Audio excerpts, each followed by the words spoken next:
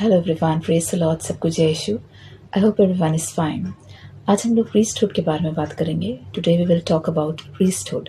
जब हम चर्च जाते हैं, हम प्रीस्ट से रूबरू होते हैं। We meet the priest. Priest हमारे लिए प्रार्थना करते हैं, दुआ करते हैं, और वो चर्च के लिए बहुत इंपॉर्टेंट होते हैं। जीसस को भी बाइबल में हाई प्रीस्ट कहा गया है। यीशु मसीह को बाइबल में महायाजक कहा है। हम इसके बारे में आज बात करेंगे। Now every priest on this earth represents Christ Jesus. जितने भी प्रीस्ट हैं, पुरोहित हैं इस दुनिया में, वो यीशु मसीह को रिप्रेजेंट करते हैं, उनके प्रतिनिधि होते हैं। ऐसा हिब्रूज चैप्टर 5 में लिखा है। And every priest when they celebrate the Holi Eucharist, यानी वो जब होली कम्युनियन को सेलिब्रेट करते हैं तो हमें वो रिमाइंड कराते हैं उस इंसिडेंट के बारे में जब लास्ट सपर हुआ था, जब जीसस ने अपने चेलों के साथ आखिरी भोज खाया था। तब उन्होंने ब्रेड और वाइन लिया, उनको दिया और उनसे कहा कि कुछ टाइम के बाद उनकी डेथ होने वाली है। Every time the priest celebrates the Holy Eucharist, it's remind us about the sacrifice of Christ. यानी जब भी हम होली कम्युनियन रिसीव करते हैं, होली यूक्रिस्ट को, तो हमें याद आती है यीशु मसीह ने कैसे हमारे लिए अपनी जान दी, कैसे बलिदान दिया। ऐसा मैथ्यूज चैप्टर 26 वर्स 26 से 29 में लिखा है, जब जीसस ने शुरुआत करी थी इंस्टीट्यूशन ऑफ होली यूक्रिस्ट की, यानी जब यीशु मसीह ने परम प्रसाद के ट्रेडिशन का शुरुआत किया। अब हम बात करेंगे ओल्ड टेस्टमेंट में टेम्पल के बारे में, यानी जिसे हम चर्च कहते हैं। वो पुराने नियम में टेम्पल कहलाया जाता था। बाइबल बटी हुई है 2 हिस्सों में, नया नियम, पुराना नियम। और जब पुराने नियम की बात करते हैं तो हम बात करते हैं टेम्पल की। ओल्ड टेस्टमेंट के टाइम में लोग जाते थे प्रार्थना करने टेम्पल के अंदर, और जो टेम्पल होता था वो 3 हिस्सों में बटा हुआ होता था। जो पहला हिस्सा था वो कहलाता था आउटर कोर्ट, यानी बाहरी आंगन। जो दूसरा हिस्सा होता था वो कहलाता था होली प्लेस, यानी पवित्र स्थल। और जो तीसरा हिस्सा था वो कहलाता था मोस्ट होली प्लेस, यानी महापवित्र स्थल। ये 3 हिस्से थे टेम्पल के। और जब एंटर होते थे लोग आउटर कोर्ट में, तो वहां सबसे आगे होती थी वेदी बलिदान की, यानी altar of sacrifice. There people used to sacrifice animals. जैसे आप एंटर होते थे टेम्पल में, तो वहां होता था ऑल्टर ऑफ सैक्रिफाइस, जहां लोग अपना एनिमल्स को बलिदान करते थे, जो कहलाती थी वेदी। उसके साथ होता था एक बेसिन, जहां लोग अपने हाथ पाँव धोते थे सैक्रिफाइस के बाद। फिर लोग सेकंड एंटर होते थे होली प्लेस में। जो दूसरा हिस्सा था मंदिर का वो कहलाता था होली प्लेस, यानी पवित्र स्थल। वहां होता था लैम्प स्टैंड, यानी दीवट। उसके साथ होता था एक और ऑल्टर, जो कहलाता था ऑल्टर ऑफ शो ब्रेड। साथ में एक और ऑल्टर होता था जहां ब्रेड रखी जाती थी। और उसके सामने तीसरा ऑल्टर होता था जो कहलाता था ऑल्टर ऑफ इंसेंस, यानी वो कहलाता था धूप का ऑल्टर, यानी धूप की वेदी। ये सारी चीजें होती थी होली प्लेस में, जहां लोग जाते थे प्रेज एंड वर्शिप करते थे। उसके आगे होता था तीसरा स्थान, जो कहलाता था मोस्ट होली प्लेस, यानी महापवित्र स्थल। वहां सिर्फ इजाजत थी हाई प्रीस्ट को जाने की। Only high priest was allowed to go into the third part of the temple, यानी टेम्पल का जो आखिरी हिस्सा था, जो मोस्ट होली प्लेस कहलाता था, वहां सिर्फ हाई प्रीस्ट जाता था। और जो हाई प्रीस्ट होता था वो सारे प्रीस्ट में चुना हुआ इंसान होता था। He was suppose to be a very holy person, क्योंकि जो तीसरा हिस्सा था टेम्पल का, वहां गॉड की प्रेजेंस रहती थी। वहां होता था वाचा का संदूक, यानी आर्क ऑफ द कॉवेनेंट, जहां रखे गए थे टैबलेट्स 10 कमांडमेंट्स के। The 10 commandments were kept there, जो कि मूसा ने दिए थे, यानी मोसेस ने लोगों को दिए थे। And that was suppose to be the most holy place, क्योंकि वहां गॉड की प्रेजेंस रेस्ट करती थी, because God used to abide in that area. तो वहां पे माना जाता था कि अगर ऑर्डिनरी इंसान जाएगा तो उसकी डेथ हो जाएगी। तो वहां जाने के लिए एक बहुत धार्मिक इंसान, बहुत होली इंसान को सिलेक्शन किया जाता था, जो कहलाते थे high priest. Only high priest could enter that area with the blood of animals. और वो जाके एनिमल्स का ब्लड गॉड को चढ़ाते थे, और तब लोगों की गुनाहों को माफी मिलती थी। Now this is also mentioned in exodus chapter 37 and 38। अगर आप पुराने नियम में टेम्पल का निर्माण कैसे हुआ उसके बारे में पढ़ना चाहते हैं, if you want to know about the structure of the temple in the old testament, then you must read Exodus chapter 37-38। निर्गमन का चैप्टर 37-38 पूरा डिस्क्राइब करता है कि पुराने टाइम में कैसा टेम्पल होता था। हिब्रूज चैप्टर 13 वर्स 11 कहती है कि हाई प्रीस्ट वहां पे एनिमल्स का ब्लड लेके जाते थे, वो गॉड को चढ़ाते थे, और इसी द्वारा लोगों को माफी मिलती थी। और ओल्ड टेस्टमेंट में माना जाता था without the shedding of blood there is no forgiveness of sins, यानी अगर हमें पापों से क्षमा चाहिए तो हमें किसी न किसी का खून को बहाना है और ब्लड को शेड करना है और उसे गॉड को चढ़ाना है। This was the thinking in the old testament. ये मान्यता थी ओल्ड टेस्टमेंट में कि अगर हमें गुनाहों से माफ़ी चाहिए तो किसी ना किसी का खून बहाना है और गॉड को वो जो लहू है वो चढ़ाना है और तब हमारे गुनाहों से माफ़ी मिलेगी। Now Hebrews chapter 9 verse 25 says that every year the high priest used to go behind the veil and he used to offer the blood of any animal। यानी वहाँ एक बहुत बड़ा पर्दा होता था आर्क ऑफ द कॉवेनेंट के आगे और हाई प्रीस्ट को उसके पीछे जाना होता था मोस्ट होली प्लेस में, और वहाँ वो हर साल जाता था और किसी एनिमल का ब्लड चढ़ाता था और लोगों के गुनाहों को माफ़ी मिलती थी। Now this process was repeated year after year and for 1 year the sins were forgiven every time। यानी जैसे ही हाई प्रीस्ट वहाँ जाता ब्लड चढ़ाता तो एक साल के लिए पापों को क्षमा मिलती थी। And again this was repeated year after year. ये पूरा प्रोसेस हर साल रिपीट होता था। This is written in Hebrews chapter 9 verse 25 and Hebrews chapter 9 verse 7। यहाँ लिखा गया है कि एक साल के लिए पापों को क्षमा मिलती थी, फिर दोबारा से वो प्रोसेस रिपीट होता था। And people were not satisfied. उस टाइम पे लोग सेटिस्फाइड नहीं थे because there was a constant spirit of fear, there was a spirit of condemnation, क्योंकि लोगों को लगता था कि हम बहुत पापी हैं, हमें हर साल माफ़ी की ज़रूरत है, हमारे पाप एक साल के लिए माफ़ कर दिए जाते हैं। और बार बार वो प्रोसेस रिपीट होता था। फिर वो एनिमल्स को ढूंढते थे, उनको सेक्रीफाइस करते थे। So there was a constant fear in their minds, there was a spirit of condemnation. उनको हमेशा कंडेमनेशन की भावना होती थी कि हम बहुत बुरे हैं, बहुत पापी हैं, हमारा क्या होगा।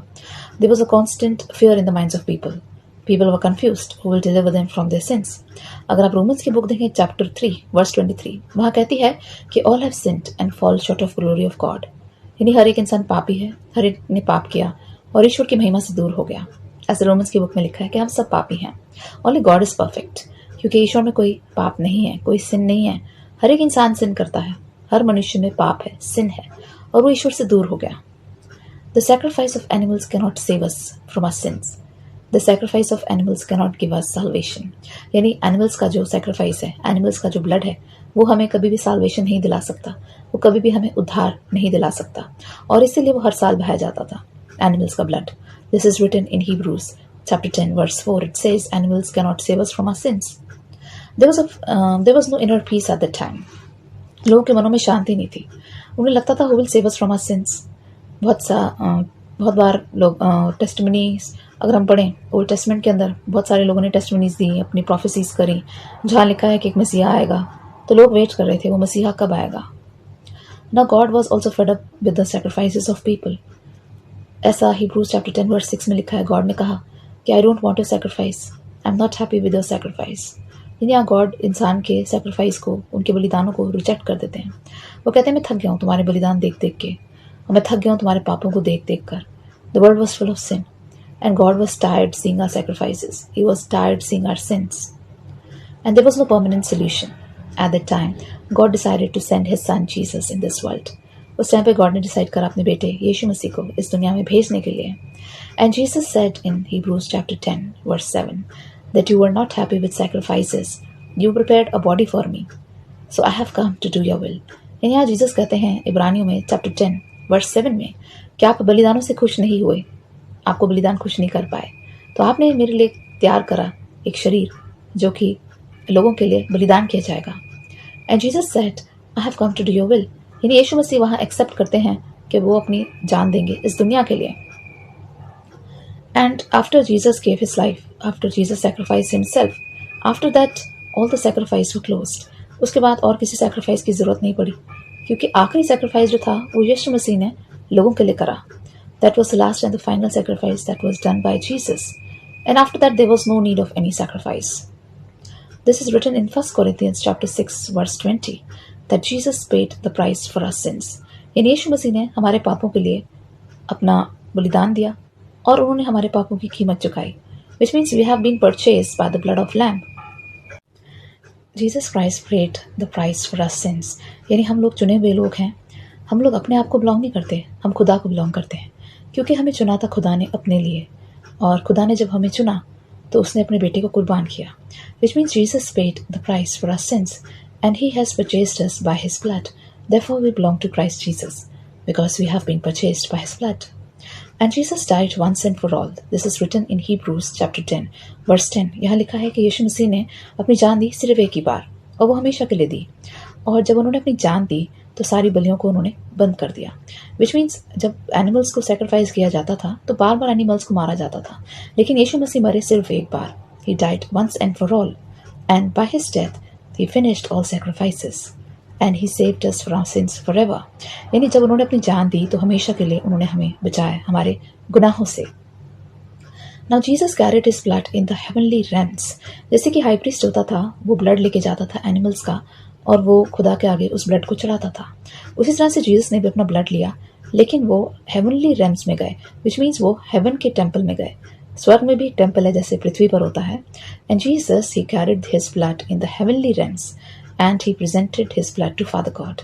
ऐसा हिब्रूज चैप्टर 9 वर्स 24 में लिखा है कि यीशु मसीह स्वर्गीय स्थानों में गए और वहां उन्होंने अपना लहू परमपिता को चढ़ाया और उसी के द्वारा हमें पापों की माफ़ी मिली। And God gave him the right to sit at his right hand. और परमेश्वर ने जब जीसस को देखा कि उन्होंने अपना सैक्रिफाइस दिया है, तो उन्होंने उनको हक दिया उनके राइट हैंड पे बैठने का। And Jesus sat at the right hand of the father. This is written in Hebrews chapter 10 verse 12 कि यीशु मसीह को स्थान मिला गॉड की राइट साइड पे बैठने का। उन्हें हक मिला कि उनकी दाहिनी ओर बैठें और वो स्वर्ग में बैठते हैं और वो हमारे इंटरसेसर का काम करते हैं। Hebrews chapter 7 verse 25 tells us that Jesus is continuously interceding for our sins। यानी यीशु मसीह जो है वो मीडिएटर हैं, वो इंटरसेसर हैं, और वो जब परमेश्वर के राइट हैंड पे बैठते हैं तो हमारे लिए वो लगातार प्रार्थना करते हैं परमेश्वर से और हमारे गुनाहों की माफ़ी मांगते हैं। जब जब हम कोई गलत काम करते हैं तो जीसस हमारे लिए इंटरसीड करते हैं। Whenever we commit any sin, Jesus intercedes for us, he pleads for us, he prays for us। और वो पिता परमेश्वर से प्रार्थना मांगते हैं और हमारे गुनाहों की माफ़ी मांगते हैं। Jesus acts as intercessor, he acts as mediator।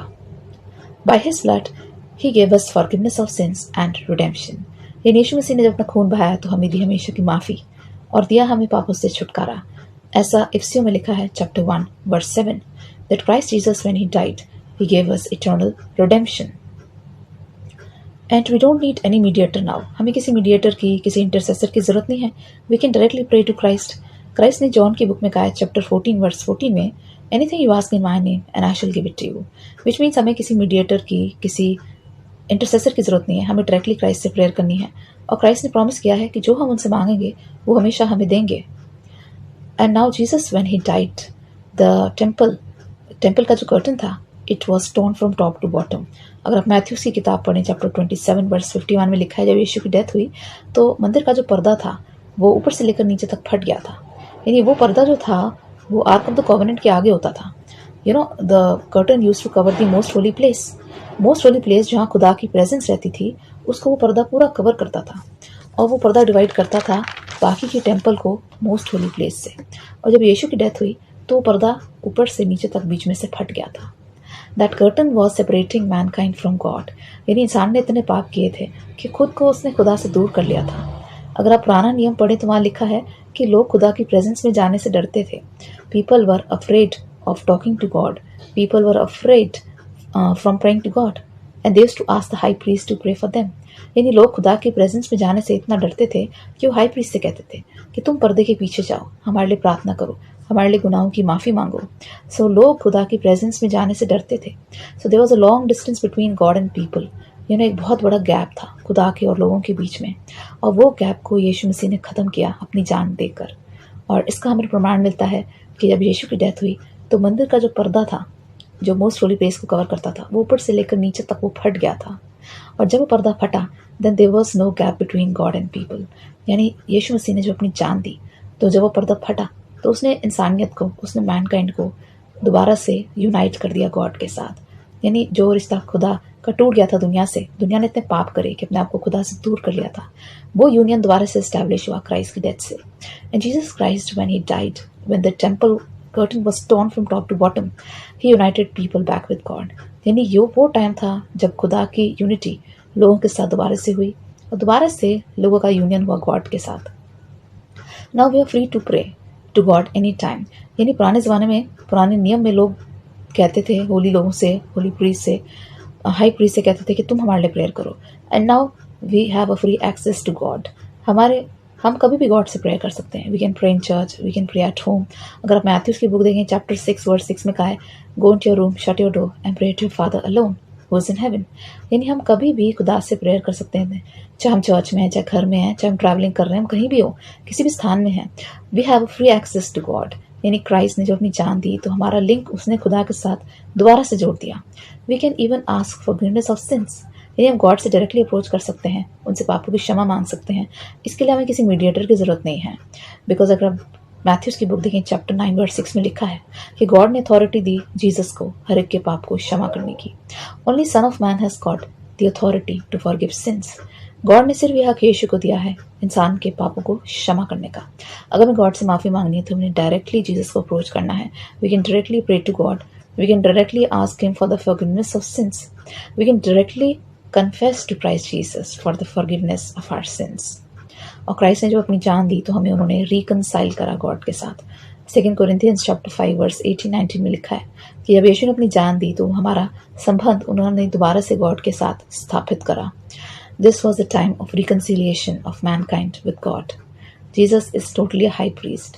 यानी जीसस को हम हाई प्रीस्ट इसीलिए कहते हैं क्योंकि जैसे हाई प्रीस्ट एनिमल्स का ब्लड लेके जाता था पर्दे के पीछे और गॉड को चढ़ाता था और हमें गुनाहों की माफ़ी मिलती थी, उसी तरह जीसस ने अपना ब्लड लिया and he went to heavenly realms and he gave his blood to Father God and in return he received forgiveness for us।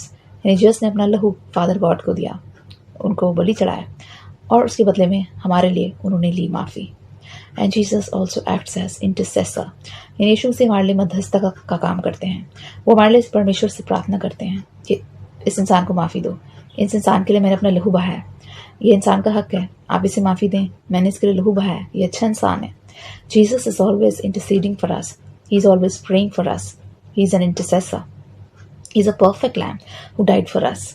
अगर आप जॉन की बुक देखें, चैप्टर 129 में लिखा है Christ Jesus is the lamb of God who took away the sins of the world by his death on cross. यानी यीशु ने जब अपना लहू बहाया तो परफेक्ट लैम्ब है और अपना लहू बहाने के द्वारा उन्होंने हमें छुटकारा दिलाया हमारे पापों से। And the blood of animals can not forgive our sins. यानी जैसे मैंने पहले कहा कि एनिमल्स का ब्लड हमें माफ़ी नहीं दिलवा सकता, एनिमल्स का ब्लड हमें सैल्वेशन नहीं दे सकता, हमें सैल्वेशन दे सकता है केवल यीशु का blood. Because Jesus is the perfect lamb, Jesus is the perfect sacrifice and Jesus Christ is perfect because he is Holi, he is sinless, and that's why he's whole. He's a perfect person, a perfect divine God. I would like to pray for all of you.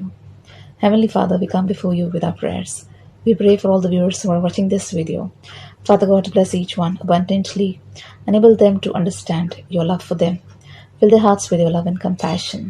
We thank you for sending your Son in this world. We thank you for shedding your blood on cross. By your blood on cross, you prepared a way for us in heaven. Father God, we pray that you grant every viewer the gift of Holy Spirit. Bless them with the gifts of Holy Spirit. We pray for all those who are sick, sad, lonely, depressed. Father God, deliver them from all their troubles. Deliver them from all their sickness, from all their sorrows and sufferings. We give all glory and honor to your name. We ask this prayer through Jesus Christ our Lord. Amen.